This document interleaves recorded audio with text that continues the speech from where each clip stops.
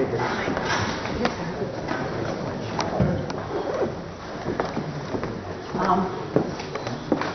welcome. Welcome to the 1717 Meeting House. Thank you for coming out on this beautiful evening and spending some time in this beautiful building. We're so honored to have Dr. Edwin Lyman speak tonight on Fukushima and Pilgrim. Before we start, I'd like to make sure that everyone has their cell phones off. I'm going to turn mine off right now, too. I want to thank Roger Hansen for helping us set up tonight, and Janet and Elaine for helping set up in the hall, and Bill running the table for getting signatures. And John Carlton-Foss, thank you for videotaping tonight for Cape Town Winters. Hi, I'm Diane Turco with Cape Town Winters. Cape Town Winters is an organization that is working to protect the people and the environment on Cape Cod from the threat of the Pilgrim nuclear power reactor in Plymouth. Dr. Lyman will be speaking tonight about the connections between Fukushima and Pilgrim. Let me introduce Dr. Lyman. And Dan Wolf is not going to be here for a while. He's stuck in traffic. So he was going to introduce Dr. Lyman, but he'll join us later, okay? So Dr. Lyman's going to speak for about a half an hour, 40 minutes, and then we're going to have Q&A. People can make statements then, ask questions, and then at the end, we're going to give you something that you can do to help close Pilgrim, okay? Dr. Lyman is an internationally recognized expert on nuclear proliferation and nuclear terrorism, as well as nuclear power safety and security. He's a member of the Institute of Nuclear Materials Management and has testified numerous times before Congress and the Nuclear Regulatory Commission. Since joining the Union of Concerned Scientists in 2003, he has published articles in a number of journals and magazines, including Science, the Bulletin of the Atomic Scientists, Science and Global Security, and Arms Control Today. And he has been cited in thousands of news stories, including articles in the Boston Globe, the Chicago Tribune, Los Angeles Times, New York Times, Wall Street Journal, Washington Post, and USA Today, and in segments on ABC, CBS, CNN, C-SPAN, MSNBC, NBC, NPR, and PBS. Before joining, so you've been very well covered. Before joining the Union of Concerned Scientists, Dr. Lyman was president of the Nuclear Control Institute, a Washington, D.C.-based organization focused on nuclear proliferation. From 1992 to 95, he was postdoctoral research associate at Princeton University's Center for Energy and Environmental Studies, now the Science and Global Security Program. He earned a doctorate in physics from Cornell University in 1992. Okay, we want to welcome you. And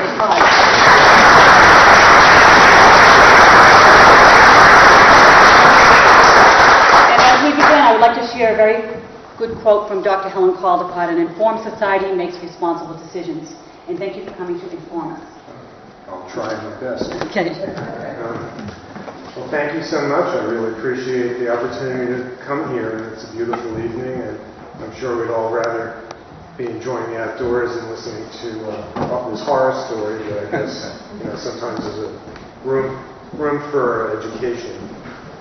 I'm going to be talking about our study of the Fukushima accident, and we, in the Union of Concerned Scientists, we've since the organization's inception, we focused on the safety of nuclear power plants and the limitations of the regulatory regime that led to the licensing and operation of those plants. And for many years, I studied severe accidents, which for the most part were things that happened only on paper. But just looking at the numbers, I was aware that the threat of this type of event was really all too real. And so when it happened in Japan, Fukushima, a lot of people seemed to be surprised, but we weren't. We wish we had been surprised, but unfortunately it was the event that we were expecting to see one day. And so the question is, why should we care here in the United States what happened at Fukushima? And it's our view, after analyzing this issue, that if we don't, it's only going to be a matter of time until we have a Fukushima scale event here in the United States. And the reasons for that are threefold. U.S. nuclear plants are vulnerable to the same types of natural events or terrorist attacks that Fukushima was vulnerable to, Every plant has its Achilles heel, and it's only a matter of whether it's being protected appropriately against all that range of dangers. We don't think that U.S. plants are really better prepared than the Japanese plants were to cope with an event like Fukushima. Is that the power? Power went out on the power. Hold on, went down.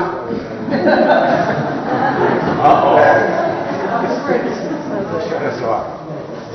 The irony of that. I didn't plan that. So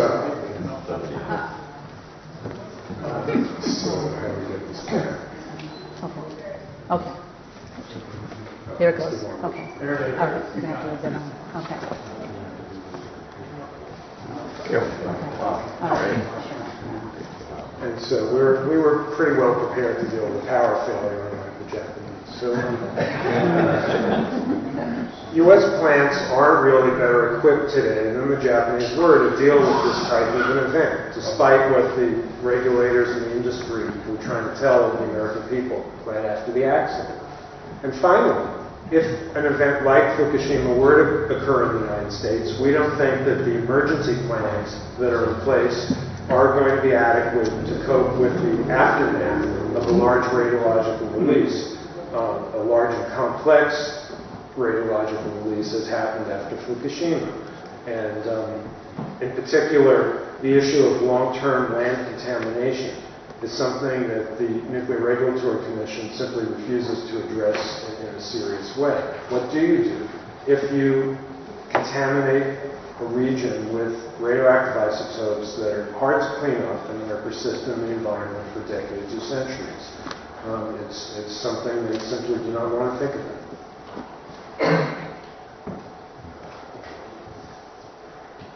You have to point it to the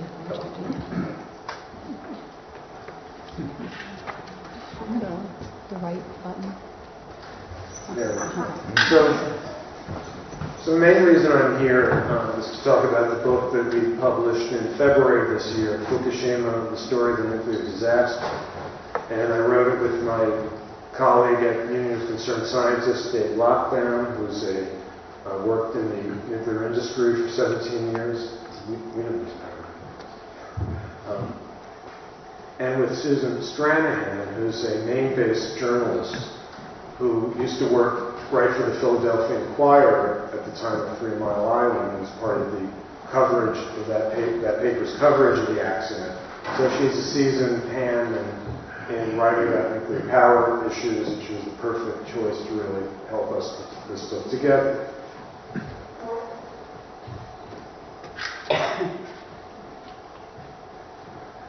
So it took us about 2 years to write.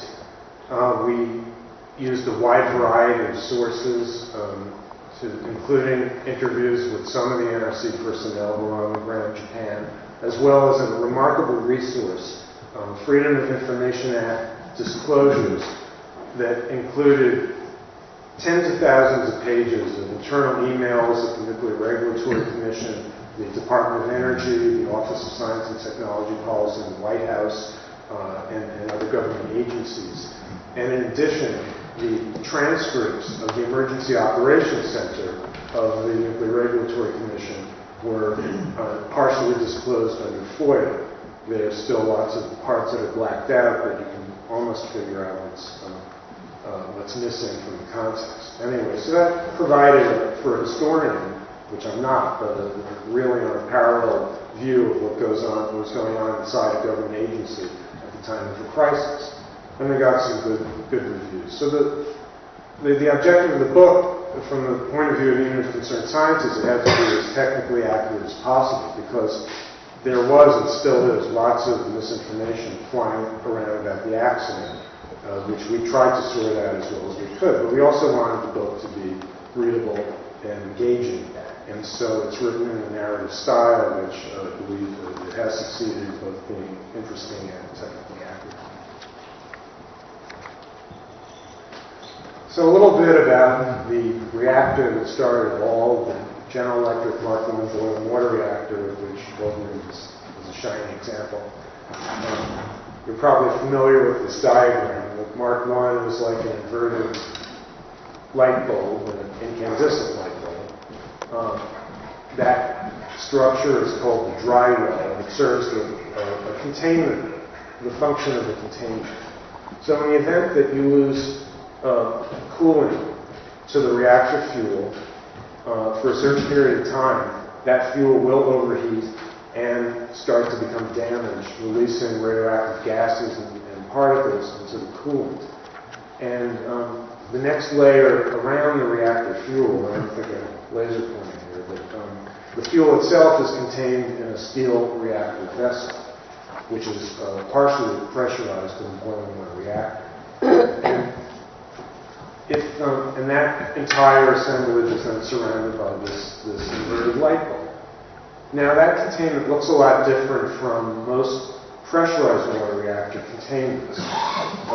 2/3 of the reactors in the United States are pressurized water reactors, and they have containment structures most of them have containment structures which are designed to withstand the steam pressure that you would get in a loss of coolant accident. If you lose coolant, the fuel starts to overheat, and the remaining water turns into steam and pressurizes the containment. So those containments were built bigger and stronger. But it costs a lot of money to build a reinforced concrete structure and steel structure that can really withstand those kinds of pressures. So in the 60s, 50s and 60s, General Electric had the bright idea that maybe they could save money on containment by shrinking it. So instead of having that large reinforced concrete containment building, you have this thin steel shell looking like a light bulb that was a lot smaller, a lot cheaper to build. But what do you do if you overpressurize it with steam? Well, they added this other structure called the wet well or the torus, and that's at the bottom of the dry well. This is a donut-shaped structure which is partially filled with water.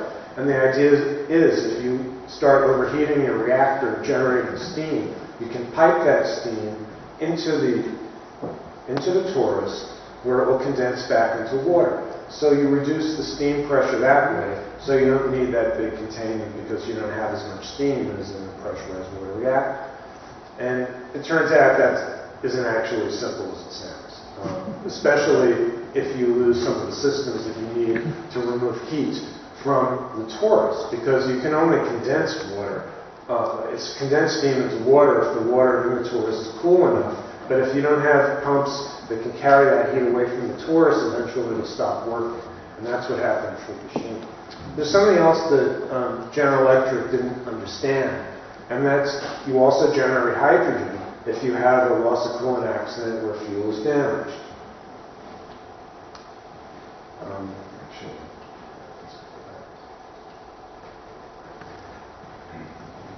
When reactor fuel in the United States is clad in an alloy of metal called zirconium. It's very good in some respects, very bad if you overheat it. Once it reaches a certain temperature, it can actually start oxidizing and eventually engaging in a self-sustaining reaction producing heat. But as it oxidizes, if it's exposed to water vapor, that water vapor splits into hydrogen and oxygen, and you generate hydrogen gas. Hydrogen gas, once it reaches a certain concentration, is potentially explosive, and the force of the hydrogen detonation within this little dry well structure, turns out is too great for that structure. So the potential for a hydrogen explosion to bust apart the dry well is a very real one.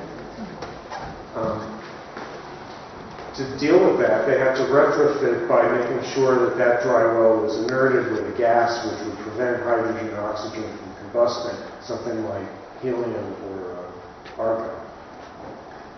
Now, there's one other structure in a boiling water reactor, and that's what's called the reactor building. That's the rectangular structure that you see if you look at a typical boiling water reactor.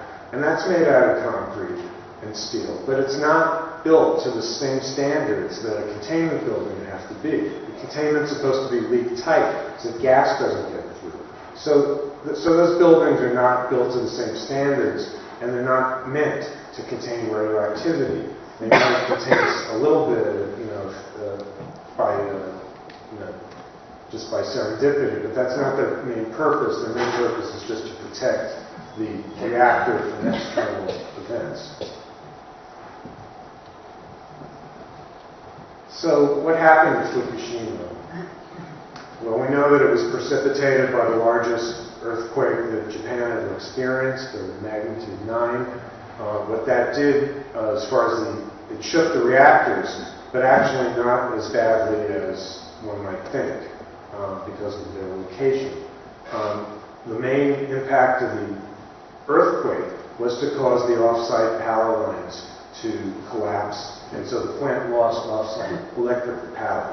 And nuclear power plants, even though they generate electricity on their own, they require off-site or some independent source of electrical power to run their basic safety systems. And that might seem paradoxical, but it makes a certain amount of sense, because you don't want to depend only on what you generate to make sure your plant's running safely, because then you can get into a feedback loop that you wouldn't want to think about. So they depend on off-site power, but that makes them vulnerable. So if they lose their transmission lines and off-site power, they have diesel generators. And diesel generators aren't always that reliable. In the case of Fukushima, they had 13 generators for 6 reactors, and they all started up, as far as people know, they all started up normally. So those generators could run what's called the residual heat removal system. So the reactors shut down. The control rods inserted from the bottom into the cores, the reactor stopped generating, or the chain reaction that generates heat was shut down. But the fuel remains very hot for a long period of time. That's what's called decay heat. So you still need pumps and motors to carry that heat away to keep the fuel from overheating. And so those diesel generators power those pumps and motors, and they all work fine. But then less than 1 hour later, the tsunami occurred. And that caused flooding of the site, which then caused their diesel generators, most of them to fail, the electrical distribution system to fail, most of their batteries to fail. And it led to what's a loss of all power, which is called a station blackout, except for some batteries that were operating for some period of time, including famously batteries that were scavenged from cars in the parking lot to some of the springs. And that's called the station blackout. So the inundation was pretty severe. Again, I have a pointer, but you can see that the flood level was greater than where the emergency diesel generators were stored. It was greater than the electrical switchgear, which distributed power to the plant. So they lost their power panels. That was even worse than losing the generators, because they had extra generators, but they couldn't plug them in because the power, the outlets were short-circuited. So I said most of this already, but what do you do if you lose all your alternating current power? Well, then you have to rely on batteries. And so this is what, let's say, the Nuclear Regulatory Commission, even the Japanese regulators, believed would be pretty much the worst outcome of this event. You would still have your batteries, even if you lost your off-site power and your diesel generators. And if you still had batteries, that means you still had the instrumentation control panels, so you could see what was going on in the reactors, and you could still operate certain systems that could get some of the heat out of the core. And in a reactor like Pilgrim, which was similar to reactors 2 and 3 at Fukushima Daiichi, that had a system called the Reactor Core Isolation Cooling System, which people call the RICSI. And this is something that runs on steam. So, of course, you're generating a lot of steam because you're still boiling water, but that you can control that to run a turbine, and that turbine will then generate some power or will enable you to carry steam out of the reactor. But you have to be able to control that, because you need to be able to throttle a valve, because it won't run stably on its own forever. And so you need control systems, and you need to know what's going on inside the reactor with the pressure and the temperatures. But at Fukushima, since they lost most DC power in units 1 And two, they lost all their batteries and the distribution system, so they really didn't have anything. And then that means that those additional systems couldn't be operated. Also, even worse was they lost what's called the ultimate heat sink. Now, at Fukushima, you had pumps that were on the seacoast. This was where that heat I was talking about from the tourists would be carried all the way out to the sea, where you have essentially this vast body of water that will absorb all that heat. But they lost those pumps, both they were flooded and also they lost the electricity. So you had no way to get rid of that heat except to vent the container. And so once you're in this situation, you have to engage in emergency measures to try to get water into the core and to try to get heat out of the core of the containment, to reduce the pressure in the containment, which would then, as we talked about before, start to increase, potentially causing interruption. And so, because if you lose your control systems, then you have to do things manually. That means you can't sit in the control room and push a button. You have to actually go into the room where, let's say, the Rixey turbine is located, and you have to throttle a valve, which the industry calls black run. You know, in other words, you're trying to run in complete blackness with no electricity. And if you need to vent the containment, because that's really the only way you can get heat out of the core, you need to be able to open valves that allow the containment to be vented. And those valves generally require DC power as well. And so if you don't have that, you have to go actually where the valves are in darkness, in a hot reactor building where there's potentially high levels of radiation. That's what the workers encounter. And these were the plans that the Japanese and the Americans had in mind. If you had this kind of station blackout, the people would be able to respond, they'd be able to see what they were doing, to go wherever they needed to go, to do what they had to do to keep the core from melting down. And Fukushima showed you that in practical circumstances, those plans probably won't work. And so they tried to get DC power back using car batteries, and that worked. In some cases, they used that to open or partially open some of the vent valves. They tried to get water into the core using fire engines, fire pumps, helicopters, using the spent fuel pools, and they tried to open the vent valves manually. And they failed.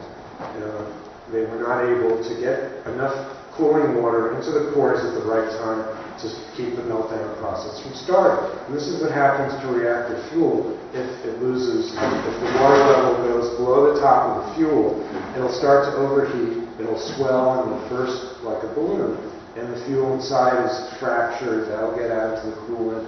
Eventually the whole core will melt and will slump to the bottom of the reactor vessel, and that molten fuel,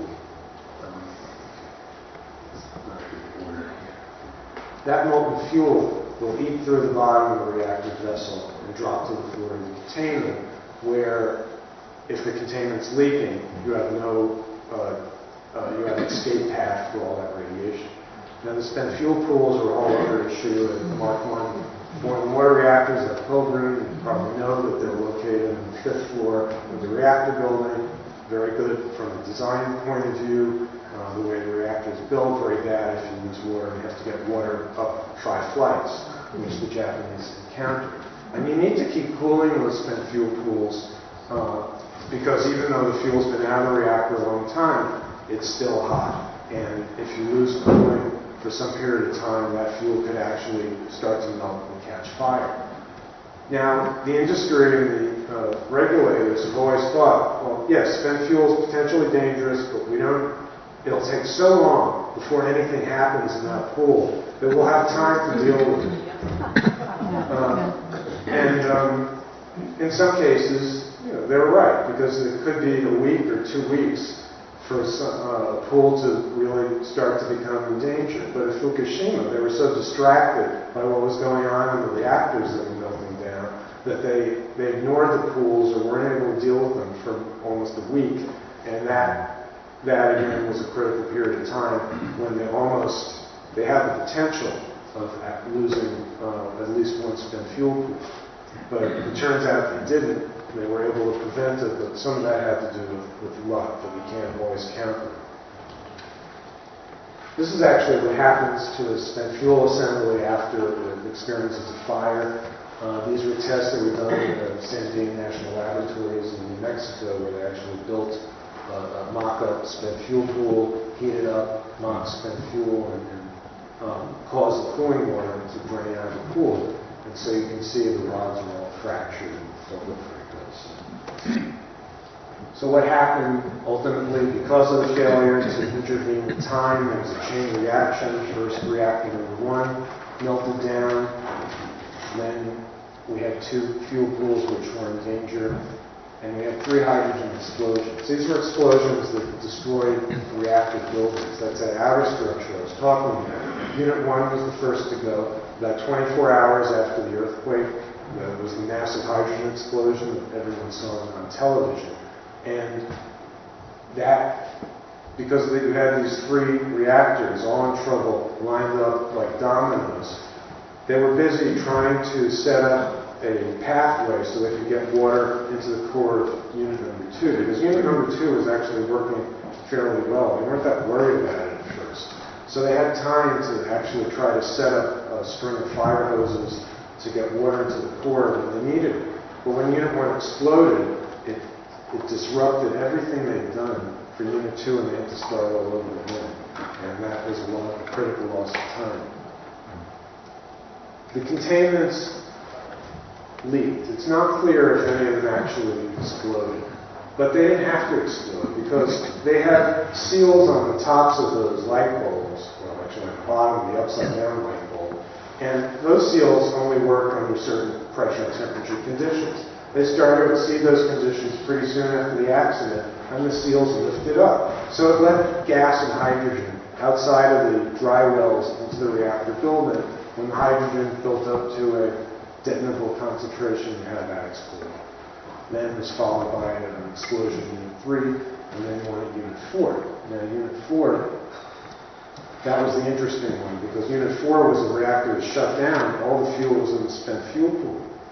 And so people immediately thought that that meant the pool itself had lost water, and when it got on fire, released hydrogen and caused an explosion. And this, as we know from the transcripts, the Nuclear Regulatory Commission, they were convinced that this meant Unit 4 had melted, there was no water in the spent fuel pool, and the fuel had caught fire, generated hydrogen, and led to an explosion. Turns out that wasn't right, but no one really knew, and it was a logical conclusion. But the chairman of the NRC at that time, Gregory Yatsko, took a lot of heat for saying that in Congress on March 16th, when it didn't actually occur. So today we have ongoing environmental hazards at the site and for many miles around the site.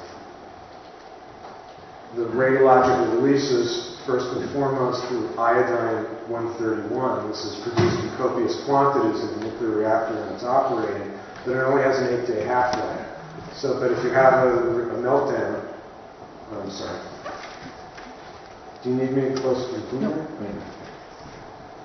If you have a meltdown and the reactor is recently shut down, that iodine-131 is gaseous, mostly gaseous, so when it gets out into the environment, it can go a long way. And it's particularly hazardous for children because it concentrates in the thyroid, produces very high doses.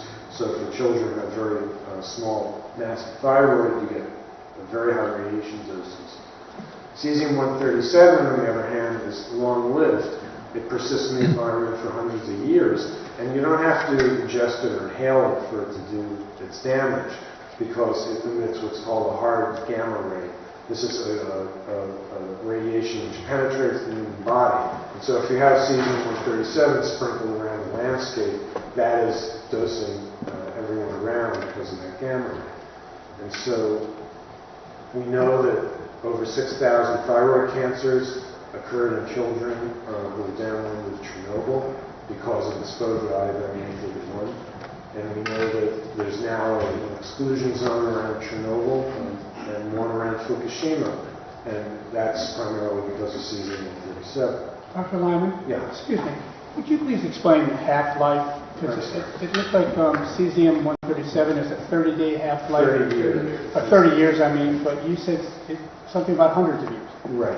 Because the half-life, when an isotope decays radioactively, half-life is a measure of how long it takes for a given sample to decay, for half of a given sample to decay. So after 30 years, there'll be half as much cesium-137 to start out with, but that's a factor of 2. That's not usually a big difference in the radiation dose. You have to go out many half-lives before it goes down, after 3 half-lives it'll be around a factor of 10 and so forth. Generally, until it goes down by a factor of 1,000, you consider it still a persistent environment. So that's, again, it depends on how much is released in the first place. But the rule of thumb is it takes 10 half-lives to say that a given sample of radioactive material is going to be essentially gone. Thank you. Now, what was the threat to Americans from Fukushima, and how are we doing with time? About 2 minutes, right? Yeah, no, not too long. Yeah. Well, and I'm going to fast forward. Right, well, this is interesting. This is from one of the FOIA documents that we got from the Department of Energy, and it shows that they were busy running calculations. And our book goes into this in a lot of detail, but it's a very interesting story because no one in the government really had any idea what was getting out of the reactors and how dangerous it was. And that was a very scary prospect because the ambassador in Japan, living in Tokyo, was asking the people back home, should we worry? Should we evacuate the embassy? What about all the service men and women in Japan? Many, the military wanted to protect them. They didn't know what to do because no one knew how bad it was. So they were feverishly running calculations and simulations, but they didn't know how much radiation was actually being released. And here's one example where they assumed that there were 2 spent fuel pools that, which is what they believed at that time, might have had fires and released a lot of cesium. And the upper right-hand corner, that's where the plant is, and the lower left is where Tokyo is. So that was essentially the area in that white region is where the EPA would say you would have to evacuate. So this is why they've heard that both the Japanese and the U.S. thought at one point they might have had to evacuate Americans as far west as Tokyo. It turns out there was never that much cesium released, and so that didn't come to pass, but it could have happened. And so the human toll of all that cesium in the environment and all the exposure is presumably over $125 billion is the current estimate. Over 130,000 people are still displaced. And there are probably going to be thousands of cancer deaths. But the good news is most of those deaths the exposures haven't happened yet. These are, if you look 50 or 80 years in the future and you assume that people will be moving back into contaminated regions after they're cleaned up. The issue is, if you clean up the contaminated region, you clean it up to where it was before the accident, or you clean it up to where the government says it's clean enough. You can live there, and we're not going to pay you compensation anymore, which is what the Japanese are essentially saying. We determine it's clean enough. If you don't want to move back there, tough luck, we're not going to keep giving you compensation. So these people are faced with the decision that they lose, their homes and value their homes, and they move back and suffer this radiation exposure, which is not as bad as it could be, but not as good as it was before the accident. And that's the same decision, actually, that we may face in the United States, because there's no government policy how clean is clean enough to allow people to move back. This is a big focus of our book, the issue of can it happen here, and we outline in detail the current slate of commissioners, and this is Commissioner Magwood testifying in Congress a year after the accident, just saying he just doesn't think it would happen. Commissioner Magwood is leaving to become head of the Nuclear Energy Agency in Paris. That's an international trade and government-funded trade organization that promotes nuclear power. He got that job, by the way, long before he had to apply for it, long before he left the commission. He's still on the commission voting. And I'm sure that the folks at the NEA, Nuclear Energy Agency, were watching how he was voting these last few months. So to think that there's no conflict of interest is crazy. But he acts like he was a candidate. And anyway, this sentiment was common on the commission majority, and we think that's really the fundamental issue that we have to struggle with here in the United States, is the fact that regulators in the industry still, they give lip service to Fukushima, they say we have to learn the lessons, but we see what they're doing, and we think that reflects this basic belief that it can't happen. And that's the same thing, that's the same mindset that got the Japanese into trouble. So we see, history repeating itself, and that's the problem. And I wanted to say a little bit about Pilgrim, and lots of stuff here. But, this is really a 2-hour talk. Yeah. And we can, we can go back to anything. But the thing, Flex. Flex is the industry and the NRC's panacea.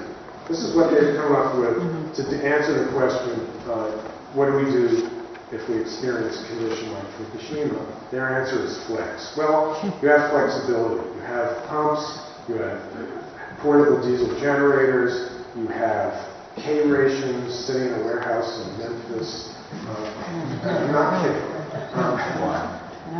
And no matter what happens, we're going to have some piece of equipment somewhere that we're going to be able to use to save the planet.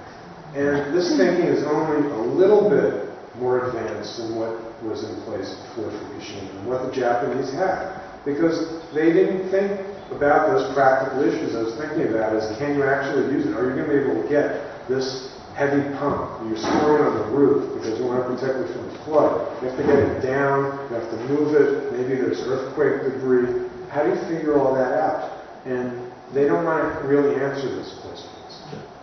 And so the NRC has allowed this Flex plan to be put into place without having to actually answer those questions. And just looking at the Pilgrim plan, so their plan is basically to do what happened in Fukushima. If you lose off-site power, the NRC allows the licensees to assume that you have your electrical distribution systems and that you have your batteries, with neither of which was true of Fukushima. Of course, it's a lot easier if you have your electrical distribution system. So they can keep using their rinse pumps. They can take the time to shut them down. They have the time to hook up these additional pumps, do everything by the book. Everything looks great. And then they vent the containment periodically, and they hook up a seawater pump, which they also did at Fukushima. And they just repeat ad infinitum until the cavalry comes and everything's fine. That's the Pilgrim plan. Now, looking at Pilgrim's scorecard, every plant had to reevaluate their flooding hazards, their earthquake hazards, and other external event hazards after Fukushima. And Pilgrim, it turns out, is considered Category 3 with regards to flooding hazard, meaning it has the most complicated potential flood scenarios. And the NRC gave the ones with the most complicated potential floods, meaning the least understood, the longest period of time to figure it out. So in essence, they may be the highest hazard, but they have the longest period of time to figure it out. The seismic hazard, Pilgrim is ranked as Category 1, meaning the highest reevaluated seismic hazard. And that means they have to perform what they call an expedited seismic analysis test. And here's the Pilgrim's spectrum. Now the blue line is what the plan is currently licensed against. That's called the safe shutdown earthquake. Now that was decades ago. In the last couple of decades, there have been reevaluation of the hazard of earthquakes to especially eastern and central United States, where it wasn't believed there was a significant earthquake hazard until recently. And you see the yellow line is actually, there are a couple of lines, but the yellow line that has the highest peak, that's the NRC's reevaluated what's called the response spectrum for earthquakes. And this is essentially how the amount of shaking at each frequency. Now the low frequency is below 10 hertz. Hertz is a measure of cycles per second. Those low frequencies are what affect large, heavy structures. So if you want to move something that's big and heavy, you should rattle like that. You have to shake it, move it slowly. So those large, that's the one they worry about most affecting the stability of structures. And you see that there's a big part of that below 10 hertz range where the current seismic spectrum is a lot bigger than it was designed for. The higher ones affect things like relays and electrical components. And it's also something to worry about, and you see it's a huge difference there. So that's the gap. And I have to tell you that right now it looks like the strategy that the NRC and the industry are going to pursue is to come up with an argument that, yeah, even though we license this plant to a design earthquake that's far lower than what you expect can actually happen, that doesn't matter because we have excess margin. The plants were overbuilt. So we made what they call conservative assumptions. We didn't credit ourselves for all the benefits of the structure. And so we have all this extra margin to play with. And we may not even have to do anything to keep operating. And that is something you have to watch out for. So the scorecard, we think NRC has a lot of questions. Even the NRC is not too happy with Entergy's plan for Flex. And here's just an example. This was a year after Pilgrim submitted its plan to the NRC. They have a couple more years to actually comply, but they still have, this is just a sample, there are dozens of these questions that the NRC review has found, and Entergy's answer is, well, we're working on it. So we don't know yet if these plans are credible, but they don't have answers. So it can happen here. Fukushima was not a Japanese accident. We have all the elements here to recreate that if we don't take heed. And like I said, if we don't apply all the lessons of Fukushima and nuclear power back home, we're just setting ourselves up for a repeat of that accident. I'll stop there. I'm sorry. I'll be happy to take any questions. Thank you.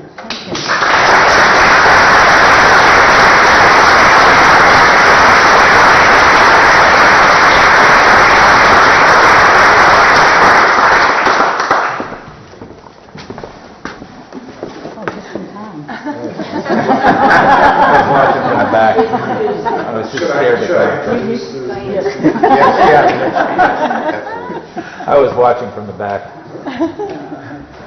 So, we're going to have about 20 minutes, 25 minutes of questions. Just stand up and speak up when you ask your question. All right? Okay.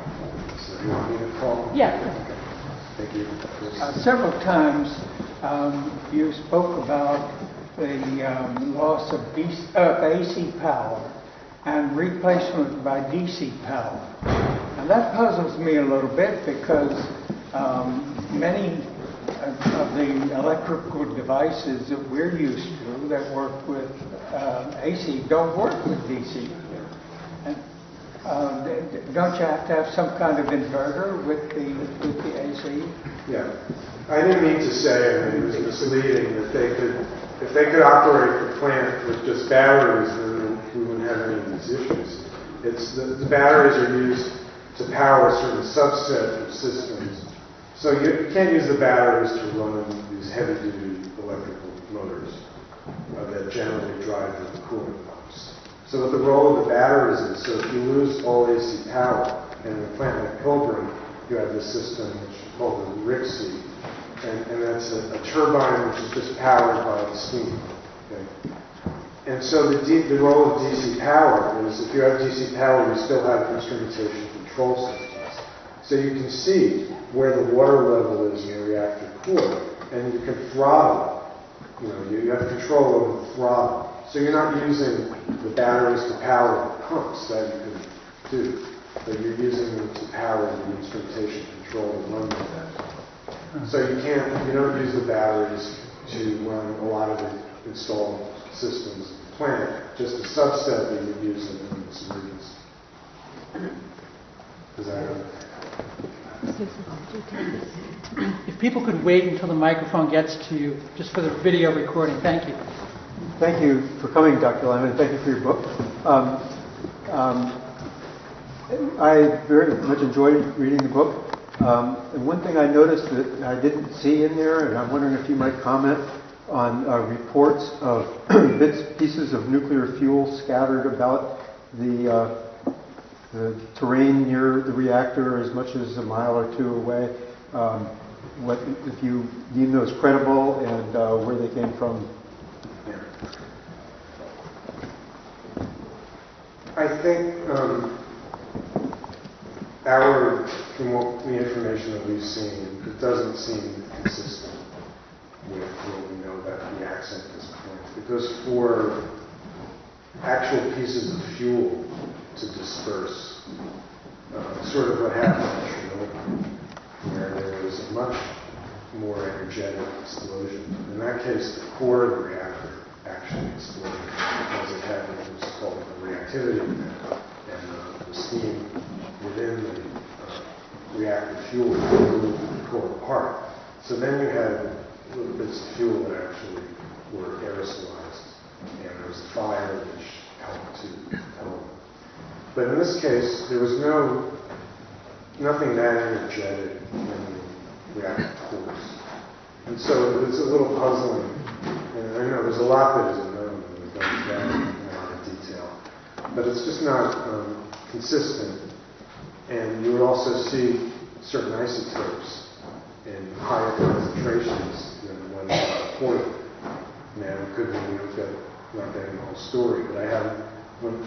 When you would see, for instance, much higher volumes of plutonium than what's been reported, because the plutonium generally stays bound up in the fuel, except at very high temperatures. So right now it doesn't, from official sources, it doesn't look like the stories are credible, but I still have to wait to see. I had assumed that if there were fuel ejected, it was most likely from Unit 3 spent fuel pool, not from a core.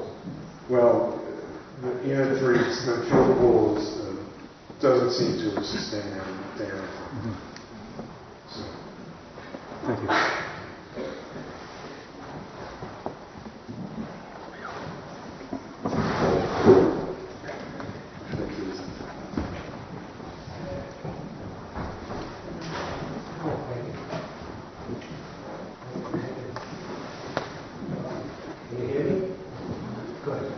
Other than the tsunami or other major problem, Pilgrim was opened some 42 years ago. 50 licensed by the NRC. Chairman McFarland of the NRC made note of the fact that they ruled on Pilgrim's stored fuel logs. And she said at the time they ruled on it that the new method of taking care of fuel logs is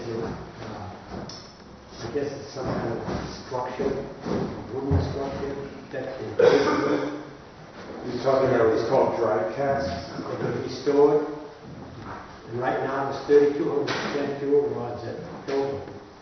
And I see an article from the paper, Pilgrim will transfer some spent fuel rods. It doesn't say how many. They are not yet, they still yet have to move all 3,200. So how do we deal with that?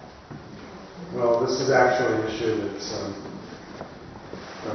near and dear to my heart, because I was one of the authors of a paper in 2003, also with Allison McFarland, who's now chairman of the commission, that argued that the spent fuel pools in this country were, because they're what's called densely packed configurations, that they posed an unacceptable risk of fire if you had a rapid loss of coolant. And that the way to deal with that would be to move larger quantities of fuel out of the spent fuel pools and into dry casks. Right now the industry's policy is they only, in many cases the fuels have been so stuffed, the pools have been so stuffed with fuel that they have no choice but to put the overflow into dry casks after a certain period of time. But they don't want to do any more than what's absolutely necessary. But in order to really reduce the risk of a fire if you had a rapid loss of coolant from the pool, you would need to take out something like 80% of the fuel that's in there and space the remaining fuel further apart. And that's what the industry has strongly opposed doing, and that was what the Commission recently took up the issue of whether, just to study that, they studied the issue for a couple of years after Fukushima. And the question was, do we keep on studying or do we just give up? And so the majority of the Commission said, let's not even study it anymore. Their argument is that the pools, even in their overstuffed configurations, are safe because the only thing that could really challenge them is a huge earthquake. And even in the event of a huge earthquake, you wouldn't get to a condition where it's likely that you would have a spent fuel pool fire.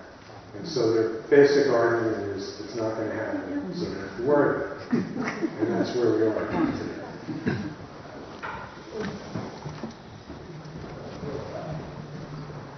Speaking of spent fuel in safe storage, am I right in saying that, from what I remember, that in Fukushima they had many of the spent fuel rods already in the cask storage, and that if something happened at Pilgrim similar to what happened in Japan, we would be in a much worse situation because none of the spent fuel rods are in cask storage. Well, yeah, I mean, Japan, it's not just cask storage, but they had a policy of moving spent fuel away from reactor sites to a central storage facility near a processing plant. So that they had less fuel stored on site to begin with. And at Fukushima, they did have some fuel in outside the pools of the reactors. They had other centralized storage on site, including dry casks. The pool that had the most spent fuel was Unit 4, and that was the case because that was a reactor that had been shut down for maintenance, and they moved all the fuel in the core into the spent fuel pool. So Unit 4 actually had the most fuel, and that was about half or less the average amount of fuel in the U.S. spent fuel pool. So and Unit 4 was the one that came closest to having a fire at Fukushima. So certainly there would be less time available if a U.S. pool with more fuel in it were to experience that kind of an event. How much, I can't say because it's complicated, but certainly the worst conditions that Japan's pool experienced were not as bad as what the average here in the United States.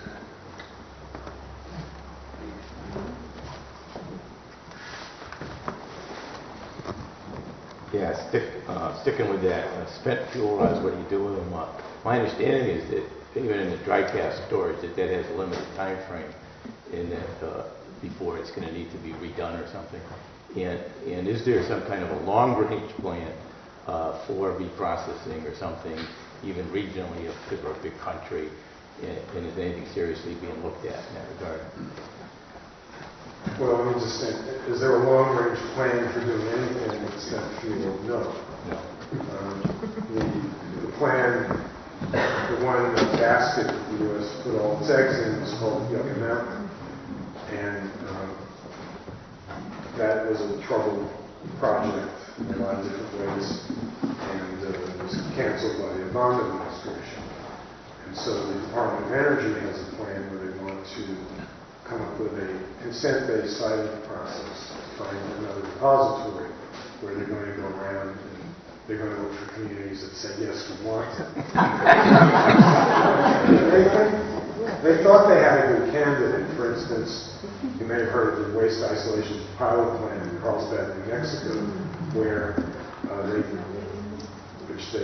stores or disposes of transuranic waste from the Department of Energy. And the town boosters there like the plant, like the repository. They love to get spent fuel shipped there to keep jobs for decades.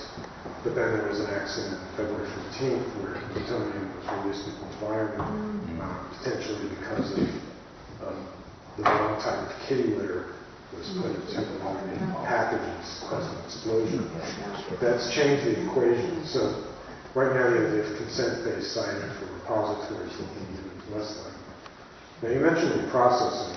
A lot of people talk about the processing as if it's something which is good, and it's characterized as a way to take spent fuel and make it safer, reduce its hazard, reduce its volume. But what processing actually is a messy industrial process where you take spent fuel, that's incredibly hazardous, but solid material, and you chop it up and dissolve in acid. You create a variety of different waste streams that are each hard to deal with. So the processing actually makes the problem worse. But because there are certain countries that do it, like France, that want to promote the technology, they advertise it as something which makes sense, which doesn't. I have a question here. Yeah, I have a question here, sorry. One, two. Okay. When you say venting, what you mean is releasing radioactive materials into the atmosphere to relieve the pressure of the structure. Well, it depends when you vent. Now, the idea, the purpose of what they call preventive venting or preliminary venting is if you have a situation like in Fukushima where you lose normal core cooling and you need to get water into the core, but it's high pressure because it's heating up. So you need to somehow release the pressure from this reactor system. So if the containment vent would remove steam from the torus. And that would, if you do that before the core starts to melt, it'll be slightly radioactive because there's always a little radioactivity in the core, but it won't be, you won't see what happened for Fukushima. So the idea is to release a little bit now to prevent a much larger release later. But the problem is that you may not be able to do that in time, and you may still need to vent. And that's why the issue of filtered vents came up, where, well, you don't want someone to have to make the decision, well, do we deliberately release highly radioactive steam into the environment to prevent what we think may be even more catastrophic than later? It's a very hard decision. But if you had a filter on the vent, then you wouldn't have that choice because you would be able to make a decision without contaminating the environment. But once again, the industry, they are happy with the idea of vents, but they just stop cold at the idea of filters. And because cost is not necessarily prohibitive, but they lobbied heavily. Congress got Congress people write letters to the NRC saying, don't make us filter, and the commission voted to essentially put off the issue. We're going to study it, we're going to have a rulemaking where we'll consider filters, but we'll also consider ways where you can get the same bang for less, where you don't need to filter, but you can contain radiation anyway. And so that's where we are now. It's my understanding that that the NRC task force on Fukushima lessons learned recommended filtered vents, and that the public safety could not be assured unless there were filters on the vents if they were needed, and that the Pilgrim reactor is in that same situation. If it ever became a severe accident and there needed to be venting at a difficult time, that there are no filters on those vents, and the population and the land would become contaminated. Is that? And actually, the funny thing is, the task force, the near-term task force was, I talk about, but it was a bunch of senior staff that the NRC convened right after Fukushima to come up with recommendations. They actually didn't mention filters in their own recommendation, but it was the NRC staff that realized, well, if we're going to be venting, if we're going to be making the vents more reliable, then we have to worry about deliberately contaminated air, and maybe we should have filters in addition. So that was a staff initiative, which shows that the NRC staff is not some monolith. We talk about the NRC as this soulless agency sometimes. But there are a lot of people who individually, they want to do the right thing. Sometimes they can even convince their manager to do the right thing. But it all comes up to the commission. And they are political appointees with their own agendas and personalities and quirks. And, stop there. But somehow the end product of the agency manages to filter out good ideas a lot of the time. That's casual. Robbie? Actually, sorry. Thank you very much for being here. My name is Doug Long from Orleans, a longtime member of Cape Downwinders, and as our name of the organization suggests, we are downwind of Pilgrim approximately 50% of the time, and according to the evacuation plan organized by the Massachusetts Emergency Management Agency, the bridges will be closed in the event of a radioactive release of the plant, and we are advised to shelter in place. Kind of reminds me actually of the Cold War when I was in elementary school. As a kid, we're supposed to go under the desk and put a paper bag over our head. I remember that. So we're supposed to shelter in place. So we think about a plume of radioactivity coming from the plant. And it's a mysterious term. And I know even though it's 50% of the time we're downwind, it's a very mysterious idea of what this plume might contain. I know it's a very difficult answer, perhaps to suggest or ballpark, but in the event of a major release, let's say, what would that plume contain? And what, I don't know, not what can we do, there's not a lot we can do, but what would it look like? What would it contain, I guess? And I guess that's my question. Thank you. Well, I did describe some of the gaseous constituents, and if you have certain types of accidents, different accidents release different mixes of materials, but generally the volatile fission products, they're, first of all, what are called noble gases. These are probably the most voluminous fission product, but they don't react with, because they're noble, chemically inert.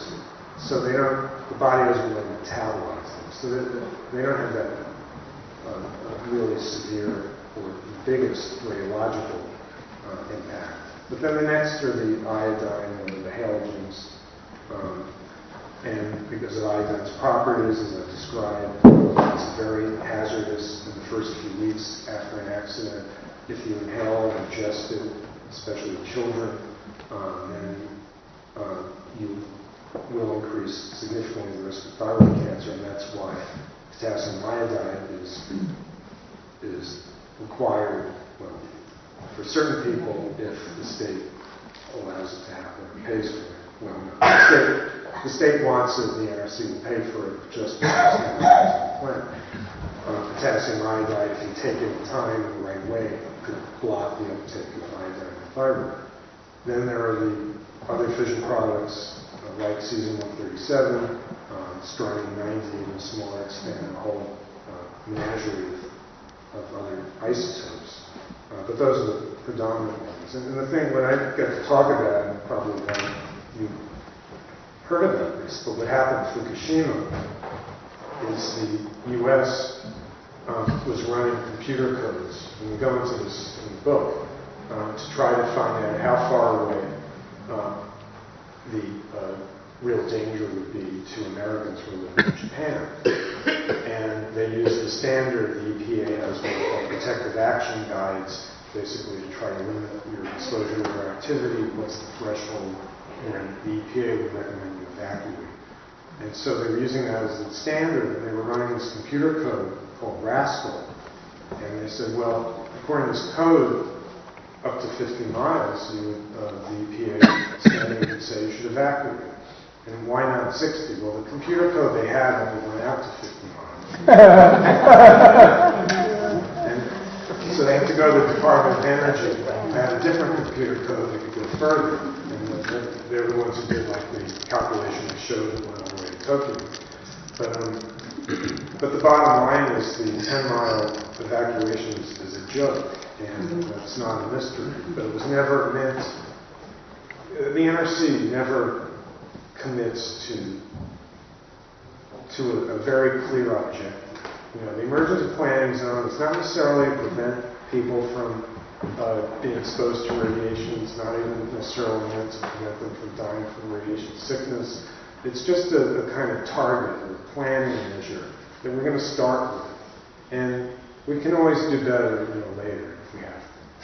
And what accidents is it supposed to protect against? Well, most accidents, and maybe some core melt, but not the most serious core melt, but they're low probability, so we weigh them appropriately. They never. You can't pin them down. What is the objective of your emergency planning zone? And because you can't pin them down, you can't say they're wrong or they're right, except from the underlying logic or lack thereof. So their logic is, we never said, sure, we know after Fukushima that bluff was called because the U.S. said Americans within 50 miles of Fukushima should evacuate. When they were asked, well, why are you not even thinking about changing the 10-mile zone here? They said, well, it's because we do the same thing. If we had an accident like Fukushima, we'd have time to expand. And so you have people who, never knew that they were in danger, all of a sudden being told they had to evacuate 40, 50 miles away from the nuclear plant. It's not logical. But that is their position, and they stick to it. Robbie? Sorry, this guy's... No.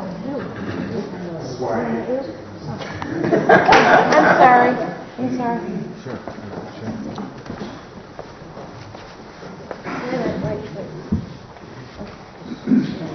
Stand up. This may not be an easy question, but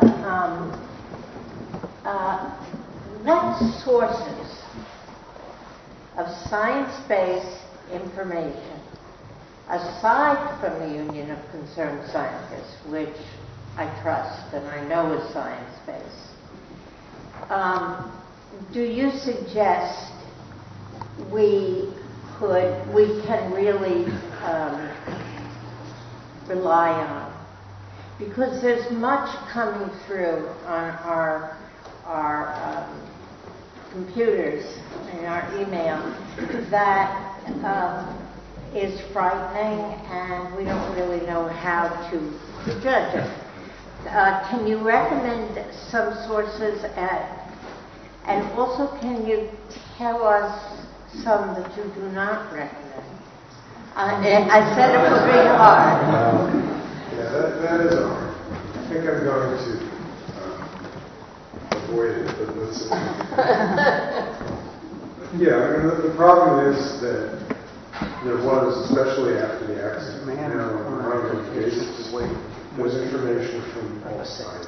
And like anything else, you have to consider the context and the source and where it's coming from, and apply judgment. And we struggle with that every day because we get bombarded with all sorts of different inquiries, questions, and allegations. And so we have to apply our own best judgment to what seems reasonable, what's plausible, what's far out, what's clearly generated by some sort of interest, which is common. So I can't recommend any, I don't want to be self-serving, but I can't recommend any other single source that I would say you can rely on, including us. Please don't trust every word you say. But what's important is that you need to double the source, and from different perspectives. If you see really widely disparate voices kind of coming together, then it's a sign that maybe there's some truth buried there. But it's not always good. You need to be skeptical, and but ultimately you can always email us and see what we can do. I did that about one source, and I haven't gotten a reply. Oh, really? That's all right. You can send it to me. Yeah. All right, maybe 2 more questions, and then Deanne will be speaking, okay? Robbie?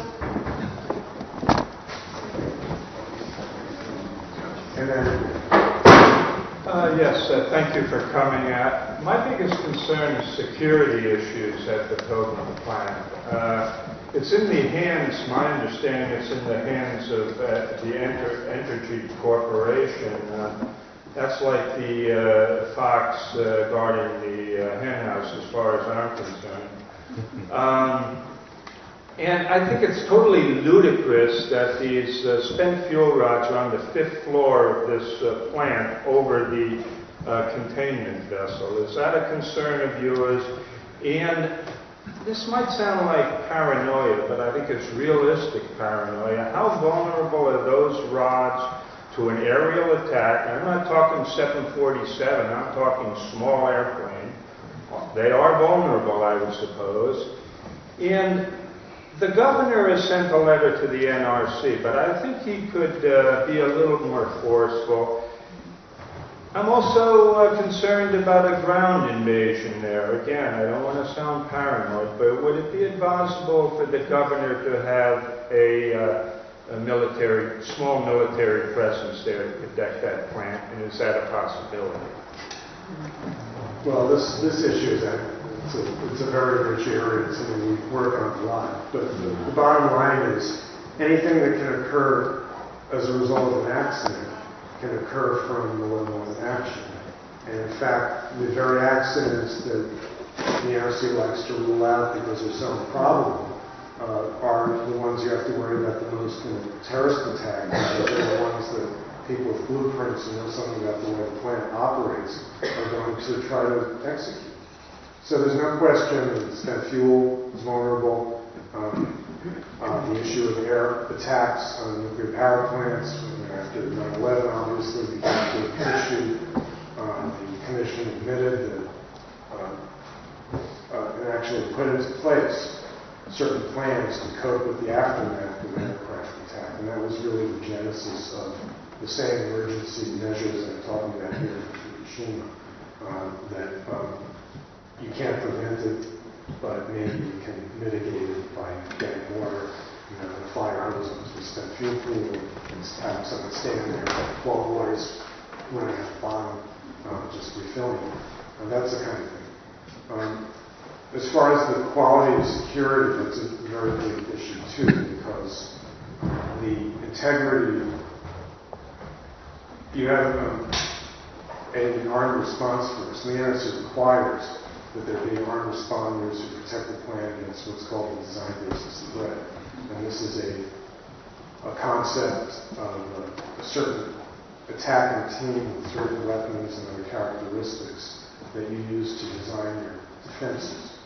And it became clear a long time ago that you can have a security plan that looks really good on paper, but unless you test it, you're not going to know if it has a chance of working.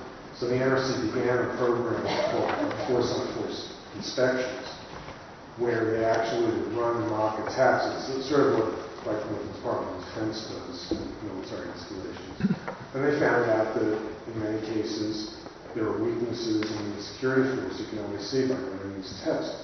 And for that reason, the industry hates them. And they've been working for years and years to try to weaken the test, to cast doubt on what they need. And that's going on now. So that one of our areas of concern is a new attempt by the industry to dilute the impact of these tests. Now, you mentioned the National Guard. Right. And after 9/11, some state governments actually called out the National Guard for some plants and others didn't. But they're not trained to actually interact with the on-site security forces. So what happened was you had National Guard that was sent to the outside perimeter who didn't have the communications, command control issues with the guards inside. That led to problems. So they ended up not arming the National Guard troops most of the plants after 9/11. It turned out to be harder than it seemed. And but there's a bigger issue there too, because the on-site guards are only required to protect against the design basis threat. But that is not the same as the actual threat that U.S. critical infrastructure faces. That's much larger. The design basis threat is only what the NRC says private industry should be required to protect against. But they can't protect against everything because some of that would be the responsibility of the sovereign state, the military. But on the other hand, they don't have any plan for how to protect those plants if there wasn't a takeway with a design basis threat. So it's a huge gap right now. It's been there for a long time, and there's no attempt to really remedy it. So, yes. Would you say the National Guard is off the table? Well, there needs to be a system where if there are going to be government guards deployed in nuclear power plants, they have to be integrated and within the on-site guard force so that they actually can carry out a cohesive defense and not be at odds with one another. That would take an authority which doesn't really exist in this country. We think maybe the Department of Homeland Security would be the one to do it. But they don't have any regulatory authority over nuclear plants or anything else. They can just make recommendations. And the NRC has never accepted one of the recommendations.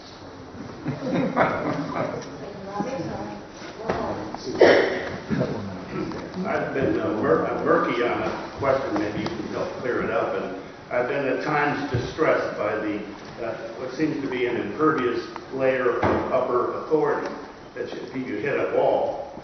Now, as I understand it, if you're trying to refresh the nuclear arms in this country, you would have to go to the spent fuel and process it again to make it into a bomb.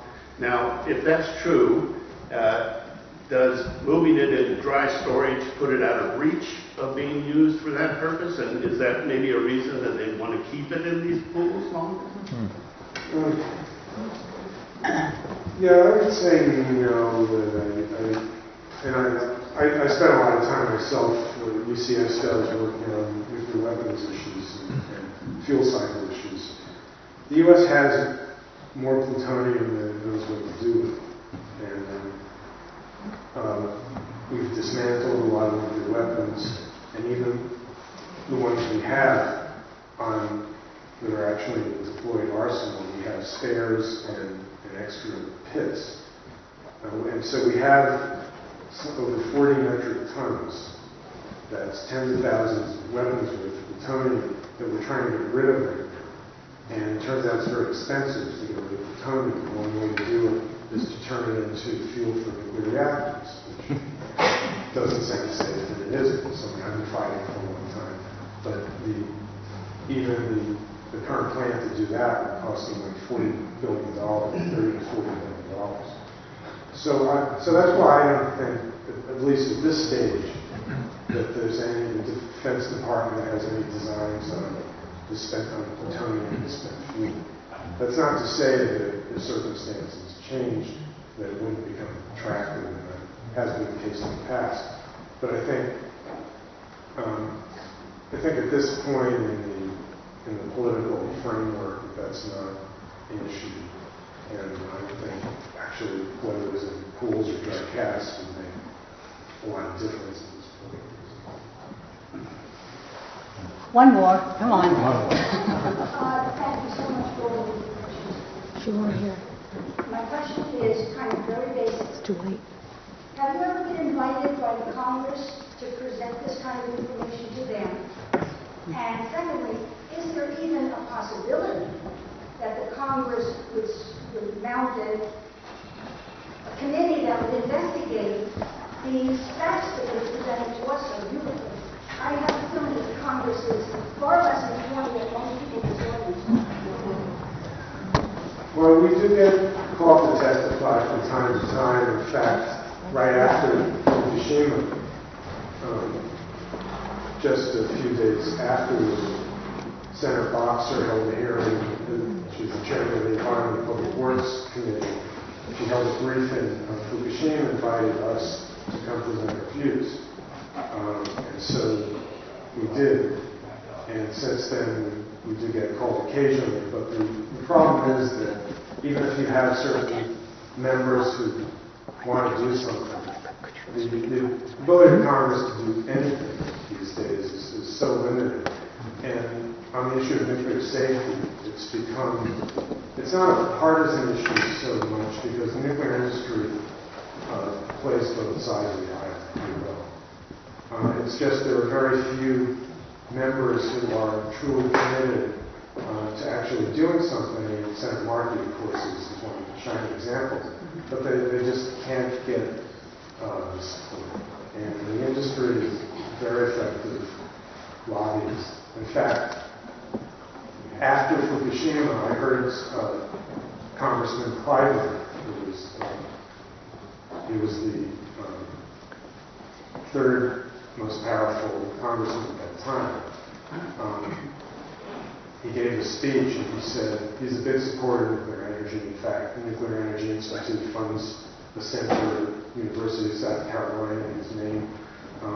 And he said, you know, I was really worried after Fukushima that a lot of people around here would start to get upset about it. I'm pleasantly surprised that nothing's happened.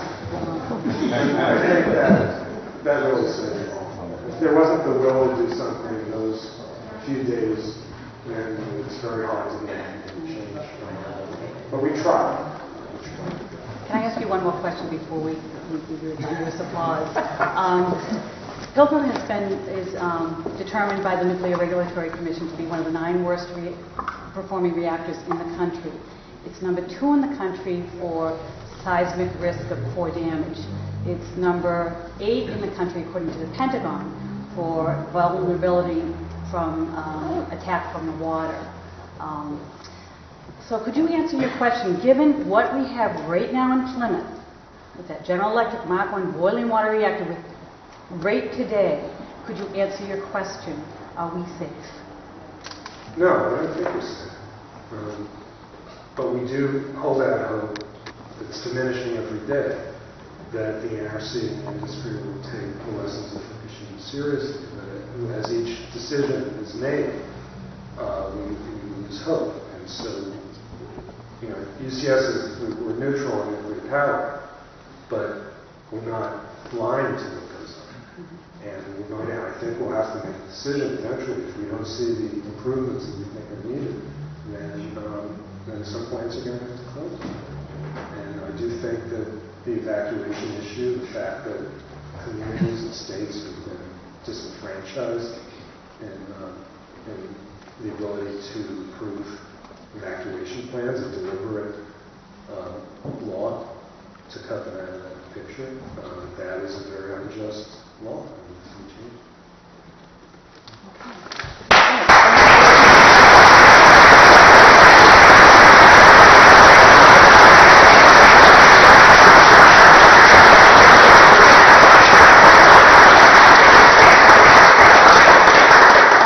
Dr. Lyman will sign them for you.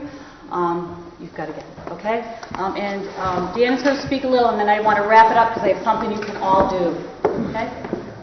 First of all, hey, sorry I came in late. You'll understand why when you see what we've been up to at the State House, but some good stuff. So many of you have heard me do my hour-long thing, so don't worry, I'm not going to do that. But this presentation should just validate what so many of the good activists here have been working on tirelessly, and I just want to thank you for doing that. We in government can't even attempt to do the right thing here without your strong and growing stronger voice on this issue. So please, let's just keep amping it up. Those of you who have heard me speak on this before have heard me speak about this as being a failure of government. The responsible way to do this is to address the jobs at that plant and make sure that we're responsible with the economic impact on the families and the communities, look at the tax base, make sure we're responsible about the tax that needs to go to the town of Plymouth to make up for it. This plant needs to be shut down. I have, as I said in the debate here not that long ago, I've looked at this plant through the eyes of a technician, an experienced aircraft technician that has toured that plant. And as I explained, and some of this gets humorous, but you get onto an elevator and before you do, you step on a big patch of flypaper to take the nuclear material off the bottom of your shoes. In a shed next to it, the third backup for a cooling backup plan is a Kubota tractor with a Honda generator hooked up to a water pump. You gotta be kidding me. And you know, those of you've heard me speak. I do an hour on this. That plant tour that I did spoke volumes. I also see it through the eyes of an airline pilot, as a pilot who's been flying over that plant for 37 years. I've been flying airplanes over that plant since the plant was 5 years old. Now it's 42 years old. There is no prohibited or restricted airspace over or around that plant whatsoever. And again, as we're going up the elevator to look at the top floor with the cooling, no, they did not know who I was when they gave me the tour. I know you're thinking, how did he get into the plant? I'm a politician, they gave me a tour of the plant. On the elevator on the way up, the design of that plant is being explained. We have strong walls and a weak roof, because if we have a discharge, we want it to discharge up.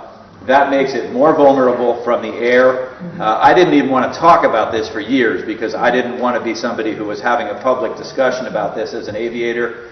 But it is time to really pull out all the stops and really be honest about the Pilgrim nuclear power plant. What are we doing in the legislature? I will tell you that between when our session ends in July and when we go into next session in January, should I be lucky enough, fortunate enough, and with your support get reelected, we're going to file a bunch of legislation. We're going to ask for taxes to be levied on both the dry cask storage at a lower amount, but the wet storage at a much higher amount to give a huge financial incentive to get the spent fuel rods into dry cask storage. As many of you know, the EPA, Environmental Protection Agency, is 18 years overdue in issuing a cooling water discharge permit for that plant. How can one agency in the federal government approve a relicensing before another federal agency has actually issued a necessary permit? I mean, it goes on and on and on. And you know, just as I think, well, maybe it's not all that bad, I hear a presentation like this from an objective source that does not have a financial interest in this thing. And don't kid yourself, the Nuclear Regulatory Commission is not an objective government body representing your interests. It just plain isn't. The governor has written a letter. It isn't strong enough. I love Deval Patrick, but the letter needs to be stronger. Ed Markey, I agree, is one of the national leaders on this issue, but we are in government a little bit powerless. You know, as some of you who went to court for civil disobedience know, I will come and testify in whatever hearing you want if you are involved in civil disobedience at that plant, because I think there is a competing harms argument. I think there's a legitimate argument that we should do whatever we can peacefully and respectfully to have that plant shut down. When you have somebody who is an expert, and thank you so much for writing the book, ask directly the question, is this safe? The answer needs to be yes, emphatically. When we have a Nuclear Regulatory Commission voting 4-1 with an expert saying, no, I want to vote against relicensing, shouldn't that kind of vote be unanimous? This should not be a majority vote. It should be a consensus when we relicense and move forward with these plants. So, you know, we're going to be looking at the EPA permit. We're going to be looking at the storage. We're going to be looking at requiring or asking the EPA to require a closed cycle cooling system, because we know what the environmental impact of heating that water up and discharging it into Cape Cod Bay is. And I am really of the conclusion now that the Nuclear Regulatory Commission is not going to do the right thing here. And the only way we're going to successfully get this plant shut down is make it cost prohibitive for the operator and make it economically not feasible.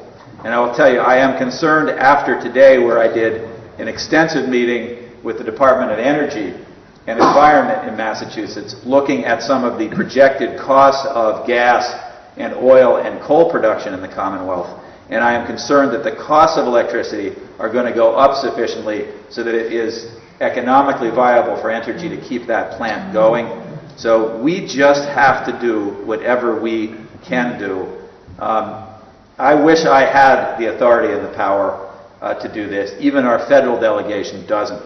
But the fight that you're fighting is the good fight. I know that there are probably people in the audience today, even here now, who think they just don't get it. This really is safe. It's better than putting more carbon into the atmosphere. It's a climate change issue. All of that. This is not a debate about nuclear power we're having here tonight. This is a discussion about the Pilgrim nuclear power plant specifically in our backyard. And it's not a NIMBY issue for me either.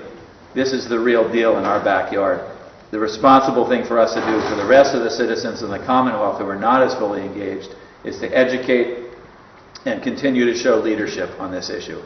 If we could just do the Vulcan mind meld, we remember what the Vulcan mind meld is, and take the information that we heard tonight and transplant that into enough people here, then that plant would be shut down quickly.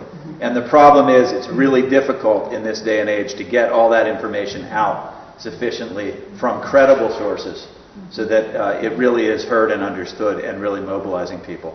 But, you know, to those of you who have organized Cape Downwinders, to those of you who have worked hard with the group, keep it up, keep the pressure on, and know that you have as strong an ally as you can in me. So we'll be looking at some of the legislation I described. We're looking at the Department of Environmental Management, coastal zone management with the impact of the discharge water, anything we can do at all. And those of you who haven't heard me give my 45-minute speech about the tour of the plant, it's, you know, I've been encouraged to actually take that on the road. It is remarkable how bad that tour was through the eyes of a mechanic. So through the eyes of a mechanic, through the eyes of a pilot, through the eyes of a politician, through the eyes of a father of 3 children who I raised on Cape Cod and who want to live here, through all of those eyes, I see something that just isn't right. It just isn't right. So thank you so much for giving me my 5 minutes. Thank you. If we could get you to move here and just do this every night, I think the plant would be shut down really quickly. Thanks, Diane.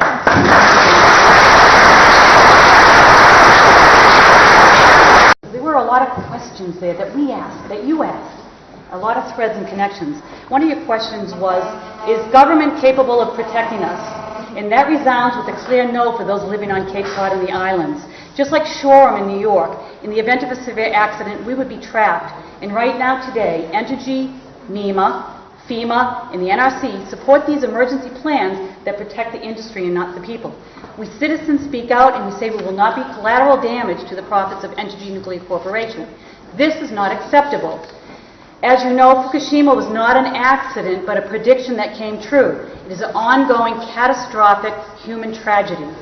We on the Cape are trying to save our families and our beloved community from the same fate as the Japanese people. With an NRC captured regulating agency to the nuclear industry, it is time for our elected officials and all citizens to demand the NRC close Pilgrim now. With the current plan for Cape and Island residents to be relocated after exposure to dangerous radioactive materials, the threat should be removed, not the people. We need to close Pilgrim now. Woo! We welcome you to join